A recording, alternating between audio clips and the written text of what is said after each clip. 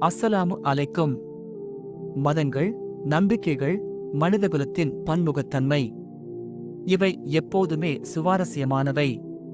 இன்று நாம் இஸ்லாம் மற்றும் யூத மதத்திற்கு இடையிலான ஆழமான, சிக்கலான உறவை பற்றி பார்க்கப் போகிறோம். இஸ்லாம் யூத மதத்தை எப்படி பார்க்கிறது? வாருங்கள் தெரிந்து கொள்வோம்.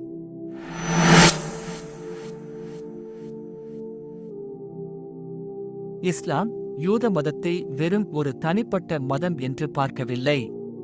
மாறாக யூதர்களை வேதக்காரர்கள் என்று அங்கீகரிக்கிறது. இதன் பொருள் என்ன?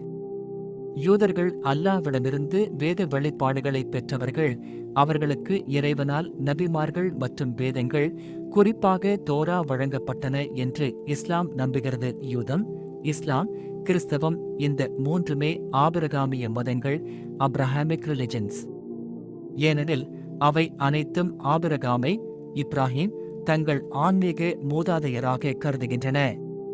யூத இஸ்லாமிய மதத்திற்கு மத்தியில் ஒரு பொதுவான அம்சங்கள் என்னவென்றால், ஒன்று, ஒரே இறைவன். இரண்டு, மதங்களும் ஒரே ஏகத்துவ கடவுளை வணங்குகின்றன.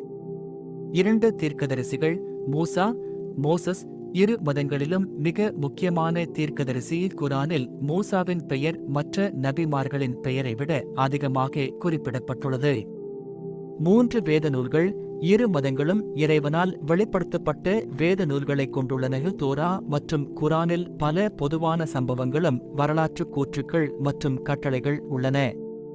நான்கு, மறுமை நாள். மறுமை நாள் பற்றிய நம்பிக்கை இரு மதங்களிலும் உண்டு. ஐந்து, உணவு விதிகள். பன்றியிறைச்சி தவிர்ப்பது, ஹலால் கோஷர் இறைச்சி போன்ற சில உணவு விதிகள் பொதுவானவை.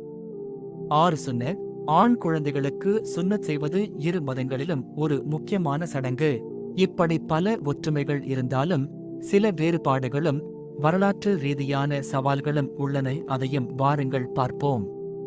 தீர்க்கதரிசி முகம்மது. இஸ்லாம் யூத மதத்தைப் போலவே ஏகத்துவத்தை நிலைநிறுத்தினாலும் யூதர்கள் முகம்மது நபியின் தீர்க்க தரிசனத்தை ஏற்றுக்கொள்ளவில்லை.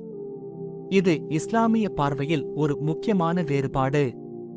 குரானிய விமர்சனங்கள். சில குரான் வசனங்கள் யூதர்களை சில சமயங்களில் அல்லாவின் கட்டளைகளை மீறியவர்கள் என்றும் சில தீர்க்கதரிசிகளை நிராகரித்தவர்கள் என்றும் விமர்சிக்கின்றன. இதுவும் ஒரு முக்கியமான வேறுபாட்டிற்கான காரணம்.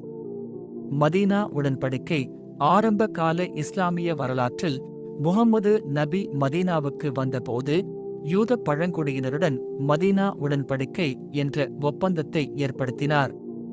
இது இரு சமூகங்களுக்கும் இடையே அமைதியையும் உரிமைகளையும் உறுதிப்படுத்தியது. இருப்பினும் பிற்காலத்தில் பல்வேறு காரணங்களால் மோதல்கள் ஏற்பட்டன.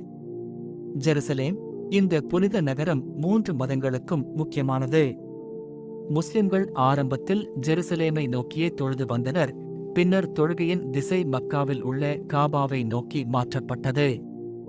ஜெருசலேம் இன்றளவும் இரு சமூகங்களுக்கும் இடையிலான உறவுகளில் ஒரு முக்கிய அம்சமாக உள்ளது. யூதர்கள் இஸ்லாமியர்களின் இறைவனான அல்லாஹ்வை ஏற்றுக்கொண்டாலும் முகம்மது நபியை ஏற்றுக்கொள்ளவில்லை. நம்பிக்கை விஷயத்திலும் இறைவனை ஏற்றுக்கொள்ளக்கூடிய விஷயத்திலும் உள்ள மகத்தான வேறுபாடுதான் இவர்களை யூதர்களாகவும் முஸ்லிம்களாகவும் பிரிக்கிறது.